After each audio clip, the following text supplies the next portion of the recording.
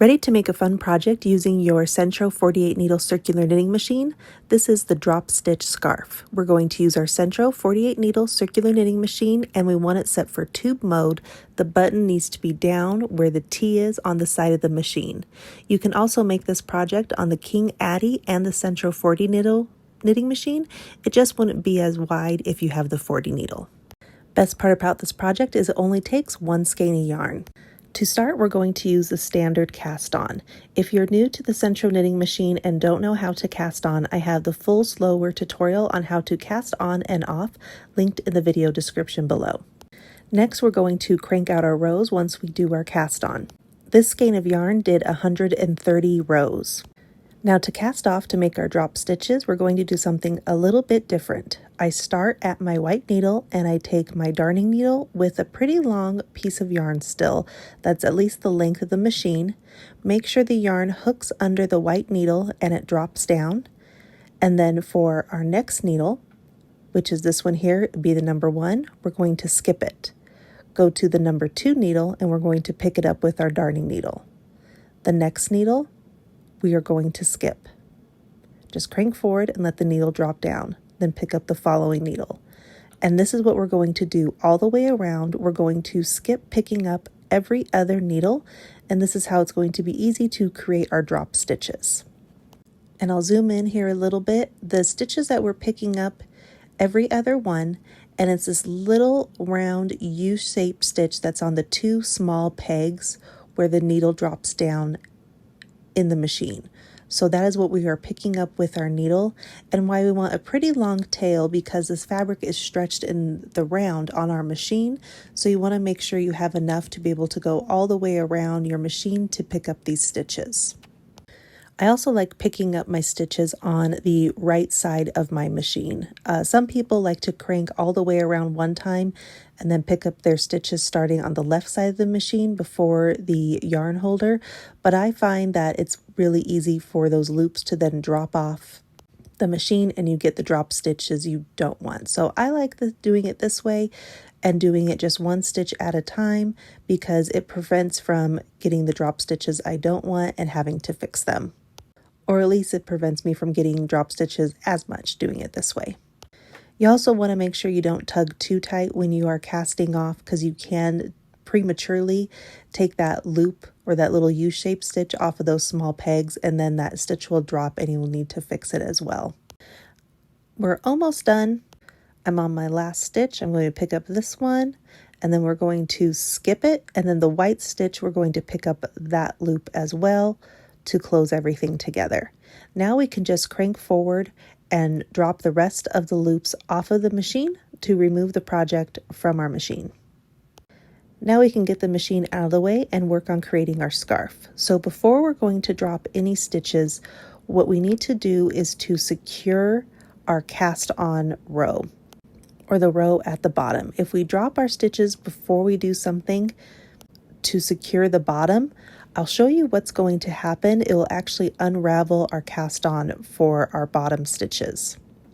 So I am going to show you this. Don't do this part. I'm going to unravel 2 of the drop stitch rows, and I'm going to show you if we don't secure those bottom stitches, how it's going to undo the other end of our tube. So don't do this part. I'm just going to show you why we have to do something to secure these bottom stitches to make the scarf. So I'm just going to speed this part up. I'm doing 2 rows. I'm dropping the stitches all the way down to the bottom. So here are 2 rows that were the drop stitches that I dropped all the way down. And if we do not do something to secure these rows, if I continue to pull, you can see how that cast on starts to unravel. And now I just have straight ladder bars, and it will continue then to unravel up, and then it will unravel this row that we don't have a drop stitch on, going from the bottom up. So the first time I made this, I unraveled everything, and then it just started completely unraveling from the bottom up. I had to frog it, and I had to redo the entire project. So what we're going to use is this handy trick called a safety line. Now I'm going to use my darning needle, and I am going to use a different color yarn so it's easy for you to see. But what we're going to do is we're going to pick up 1/2 of our knit stitch. The knit stitch is this little V stitch that the machine makes. And so where the 2 points come together, we're going to pick up 1/2 of it with our darning needle and thread our safety line through. Now I'm just using some extra scrap yarn that I have. And you're going to do this all the way around. Now, because we get some curl at the end of where our cast on is, I went up a few rows. And I'm going to do this all the way around until we meet back at our starting point where we added our safety line. And so I'm just going around picking up 1/2 of the knit stitch. And what this is going to do is when we drop the stitch, it's going to catch the yarn and stop it on our safety line so it won't unravel anymore. And we're going to keep this safety line here and use it as a holder for our stitches, and then continue to finish making the scarf, and then we won't have to worry about the stitches unraveling. Now it makes it easier using a contrasting color, and how we're going to finish this scarf, it does kind of disappear. So if you're making this for the first time, I do recommend trying it with a contrasting color because it makes it easier to see if you are picking up the correct side of the stitch for your V-stitch, because you kind of do every other stitch of that V-stitch back and forth till we get all the way around. If you're worried about the color showing through, you could definitely do the same color as your project yarn or get a very similar color. Maybe since like this is like a bright blue, getting like a light baby blue, then it wouldn't be as noticeable. But the way we're going to finish it, again, it completely disappears and you're not going to see it. So if you're making this for the first time and you've never done a safety line, I would do it in a contrasting color just so you can go back and see your work easily to make sure you have picked up your stitches. It should look like this as you're going around. Okay, now I'm back to where we started. I just have the last couple of stitches. And now we've done it all the way around our safety line around our tube. So now that this is here, now we can do the fun part of dropping our stitches from our cast off side. So we're going to go back up to our cast off side, and what you just need to do is kind of pull up and you'll start seeing these stitches drop. And they're going to unravel down the rows and go all the way around at the top, doing at least the first few rows. And once you get the first few rows dropped all the way around in the tube, then it's really easy. You can pull it a whole bunch at a time. And you don't have to pull overly tight, but just enough, and it will start dropping the stitches all the way down. Like this. And this is kind of the really fun, satisfying part, watching these stitches drop. And then you get this really beautiful open net-like drop stitch pattern for your stitches, which I just find really cool. So this is the really fun, satisfying part, watching these stitches drop. So I'm going to speed this up, and we will pick up once I get almost down to my safety line. So here we are, we're almost done with our drop stitches, and they're going down to the safety line, and you'll see how that safety line catches those stitches and then it won't drop any more stitches. So that's what we want to happen. And so now once all the stitches are dropped, we need to kind of fix this end. And how we're going to do that is we do want to frog those ends going the other way because they're not going to drop all the way down. And if we don't remove the ends on the other side of the safety cord, it's going to give you like a bunched up ball, which is just kind of too thick and kind of an unflattering look. So if you looked at my waste yarn cast on tutorial and how we have to take the outermost piece of yarn and we pull it to start unraveling, that's what we're going to essentially do here. We're going to take the tail end of the yarn that was our cast on, and they are locked into place because the stitches haven't dropped all the way down. So you first have to unthread it around the first row of the loops, and then after that, as you pull, it will drop down really easily. Now mine's going to be a little bit more difficult to do because I initially dropped those 2 stitches all the way down to show you what would happen and how it would unravel, and so it just kind of catches the yarn a little bit in that area. So that's why it's good not to drop any stitches before you put on your safety line, because then it's going to make this part a lot easier as well as when you add on the safety line, not have to worry about those 2 rows that dropped. So it just takes a minute to get the first row unlocked, And then again, once you get that unlocked, you'll just pull, and then it will unravel from the other way until we hit our safety line again.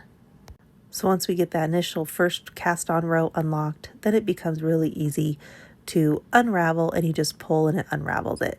And you'll do this all the way around, removing this yarn, which is why it's good only to do the safety line on just a couple rows down from the top so you don't have to unravel a lot. Okay, so now that that's down, everything's down to our safety line, and now our scarf is almost finished. We're just going to make our finishing touches. On this side, you're going to have where your safety line is, we have 3 tail ends of yarn.